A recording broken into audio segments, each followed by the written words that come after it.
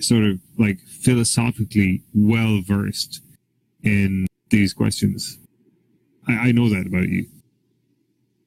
That's because I've talked with hundreds, if not thousands, of atheists. I know how they think.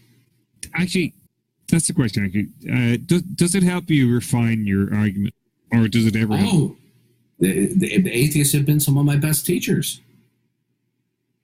because I reverse engineer what they say. Okay? So, when the atheist makes an assertion, I know from the get-go that the assertion's false. And then I just reverse engineer it. Okay? So when the atheist says there's no evidence for God, I know everything is evidence for God. So I'll just simply say, okay, how do you know that? And I know that they can't answer the question. Mm-hmm. So apart from the discussion that we were having there, this is something that I'm actually interested about, and I'm also very interested about why people believe what they believe. As an atheist, I think that Christians and believers sometimes find this kind of like am I spying? No, I'm just personally interested why people believe what they believe. I don't think that. But no, when you say that, about atheists, this is an idea that I had. They help you refine, like you do operate. Because I hear the same slogans and cliches over and over and over again.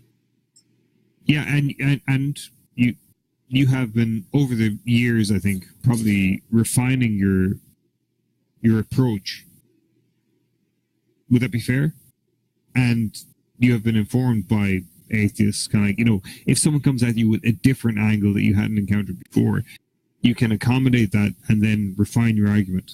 Because in fairness, your argument for God is actually, it's very hard for an atheist to kind of argue against. No, it's not hard. It's not hard. It's impossible. How would the Japanese defend themselves against a country that has nuclear weapons? Well, they couldn't. It was impossible in 1945. Yeah. But I do enjoy this. I enjoy the engagement that me and you have. And I enjoy sort of like when... The reason why Christianity is true is because of the impossibility of its denial. The same reason why you believe in the law of non-contradiction, that for all entities, they cannot equal themselves or coexist with their negation. And the reason why, from a secular point of view, you adopt that is due to the impossibility of the contrary. In other words, nothing would mean anything. It's a necessary truth. God is a necessary being. Deny God and you have absurdity. But you see, the atheist wants to maintain, but I don't have absurdity. I'm walking around. That's right, because God exists. You say, but no, I don't accept that. Say, good. Then explain to me how your words and statements and invocation of universals and laws and causality is intelligible. Based upon what? And it always ends in the same place. I don't know. So it turns out that atheists are indirectly and or directly affirming states of affairs for which they have no justification. So yet they're claiming unbelief because of lack of justification. That's true, yes. That's why atheism is incoherent. Well, why would a human being do that? Because they're suppressing the truth and unrighteousness. They are unrepentant.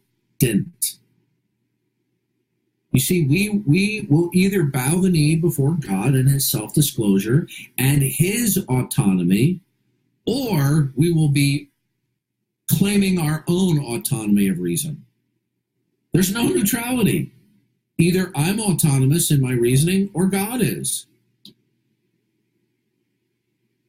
So when somebody says, you haven't proven God's revelation, good. What proved your autonomy of reason? But I do have to ask. Look. Let me just say this. Listen, if I tell you there's gold on Mars, and you say, well, what reason do you have to believe there's gold on Mars? And I say, well, I don't have one. You say, I'm not going to accept it then. I'm not going to come down on you like a ton of bricks. Of course. But God is in a totally different area. God is defined as the absolute that provides for the intelligibility of all facts. Gold on Mars is not the necessary precondition for intelligibility, but God putatively is. And if somebody says, no, I don't accept that God is the necessary precondition, then they will be operating implicitly or unconsciously from another absolute. As I as I must do, right? As an atheist. I don't know why you would still cling to atheism. I have demonstrated to you time and time again, not because I'm brilliant, but because atheism is incoherent on its own terms. Oh, yeah, but you're pretty good at your argument, to be honest. I didn't think this up.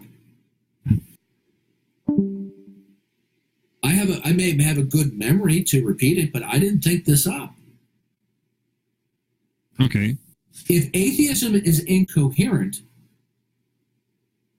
then we're going to have to go with that which is coherent, and that is the Christian worldview. But what would prevent somebody from doing that? Oops, they don't want to give up their autonomy of reason.